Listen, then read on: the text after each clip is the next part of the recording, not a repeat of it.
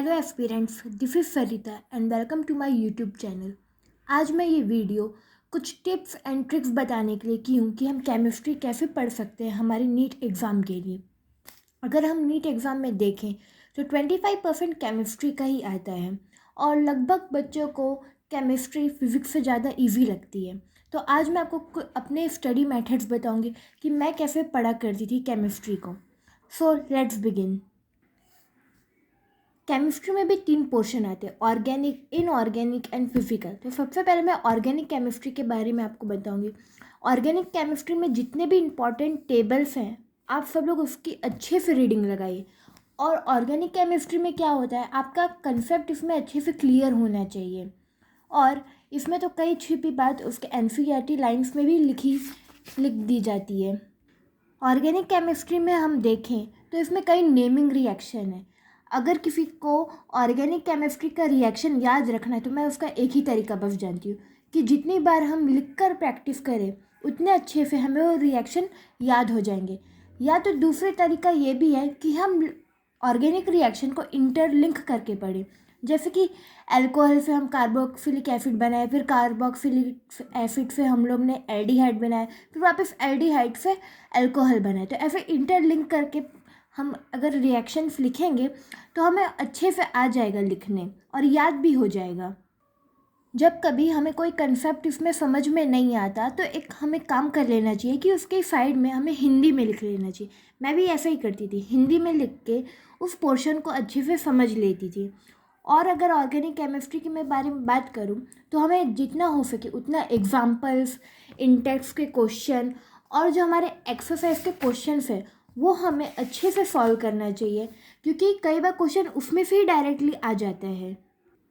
Organic chemistry में भी क्या होता है कि कभी कभी ना रटने वाले पोर्शंस आ जाते हैं। तो क्या करना चाहिए हमें कि उसको अच्छे से रीडिंग कर लेनी चाहिए और उसमें से इम्पॉर्टेंट पॉइंट्स हाईलाइट कर लेने चाहिए, क्योंकि इसमें से भी कभी क्वेश्चन आ ही जाता है। इस साल इसमें से ही एक क्वेश्चन भी आ चुका है। तो ये तो था हमारा ऑर्गेनिक केमिस्ट्री के लिए। अब मैं नेक्स्ट आपको फिज़िकल केमिस्ट्री के लिए बताऊँगी। बात करें अगर हम फिज़िकल केमिस्ट्री की, तो पहले तो आपको ये पता होना चाहिए कि जो भी हम फॉर्मूला इसमें लेते हैं वो हम कैसे डिराइव करते हैं, ये हमें अच्छे से मालूम होना चाहिए। फिर फिज़िकल केमिस्ट्री में भी कुछ ऐसे टेबल्स दिए गए होते हैं, एग्जांपल्स दिए गए थे, ये भी बहुत इम्पॉर्टेंट है। और फिज़िकल केमिस्ट्री में भी कभी कभी क्या है, कुछ टेक्स्ट बुक की लाइन से ही पूछ लिया जाता है। जैसे ये वाला line, ethylene glycol and antifreeze is used in cars for cooling the engine, ये कभी कभी ऐसे ही पूछ लिया जाता है। तो आप जैसे जैसे एमसीक्यू सॉल्व करेंगे तो आपको पता चल जाएगा। और मैंने क्या फिज़िकल केमिस्ट्री के लिए अप्लाई किया था कि मैंने कुछ इम्पॉर्टेंट क्वेश्चंस की बुक बनाई थी। तो मैंने उसको ऐसे पूरा नोट कर लिया था, जो क्वेश्चंस मेरे को इम्पॉर्टेंट लगते मैं ऐसे ही लिख लेती। और अगर फिज़िकल केमिस्ट्री की बात करूँ तो हमें इंटेक्स के क्वेश्चंस, एग्जाम्पल और जो एक्सरसाइज के क्वेश्चन वो तो कंपलसरी सॉल्व करने के ही, क्योंकि उसमें से हमें अच्छे से प्रैक्टिस मिल जाती है कि एग्ज़ाम में कैसे क्वेश्चंस आ सकते हैं। तो इतना तो था बस फिज़िकल केमिस्ट्री के लिए। अब मैं आगे बढ़ती हूँ इनऑर्गेनिक केमिस्ट्री के लिए।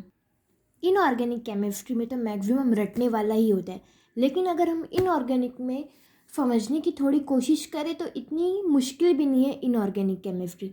ये जैसे कुछ टेबल्स हैं, आप इनको अपने ही शॉर्ट ट्रिक से याद कर सकते हैं और इसमें आप काफ़ी पॉइंट्स हाईलाइट कर सकते हैं। मैं सजेस्ट करना चाहूँगी कि इनऑर्गेनिक केमिस्ट्री के लिए आप स्पेशली शॉर्ट नोट्स अपने बनाएं। मीन्स उसको या तो फ्लो चार्ट्स के ज़रिए बनाएं या तो कैसे भी बनाएं। अब मैं कुछ इनऑर्गेनिक के चैप्टर्स बताती हूँ, जैसे कि एफ ब्लॉक हो गया और पी ब्लॉक हो गया। इसमें इतना सारा इम्पॉर्टेंट है, तो इसके लिए मैं क्या सजेस्ट करना चाहूँगी कि जितने भी पुराने क्वेश्चंस, प्रीवियस ईयर के क्वेश्चंस हैं, आप उन्हें अच्छे से देख लीजिए कि कौन से टॉपिक से बार बार एक ही जैसे क्वेश्चन पूछे जा रहे हैं।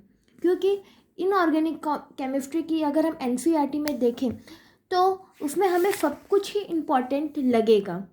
तो ये तो हमारे इनऑर्गेनिक केमिस्ट्री के लिए था। और मैं एक और चीज़ बताना भूल गई कि फिज़िकल केमिस्ट्री के लिए आप अपने खुद के फॉर्मूला शीट बनाइएगा, वो आपको काफ़ी हेल्प करेंगे। अगर आप कोई भी मॉक टेस्ट सॉल्व करते हैं, उसमें कोई भी क्वेश्चन रॉन्ग आपका आ जाता है, मतलब रॉन्ग हो जाता है, तो आप उसको ऐसे ही मेंशन कर लीजिए तो इससे क्या ये आपके लिए बेनिफिट रहेगा कि आप नेक्स्ट टाइम उसमें गलती ना करें। और जैसा कि मैंने कल बताया था कि मैंने एक अपनी शॉर्ट ऐसी छोटी बुक बनाई थी जिसमें मैं फिज़िक्स, केमिस्ट्री, बायो तीनों के बारे में लिखती थी और इसको साथ में लेके चलती। तो आप भी ऐसा मीन्स बना सकते हैं। और मैं सजेस्ट करना चाहूँगी कि जितना हो सके उतना प्रीवियस ईयर एमसीक्यूज़ पे आप ध्यान दीजिएगा। और अगर मैं ऑब्जेक्टिव बुक बताऊँ तो एमटीजी की NCERT at your finger tips एक अच्छी बुक है सॉल्व करने के लिए। तो आज की वीडियो में बस इतना ही। होप सो आपको पसंद आया होगा। Thank you.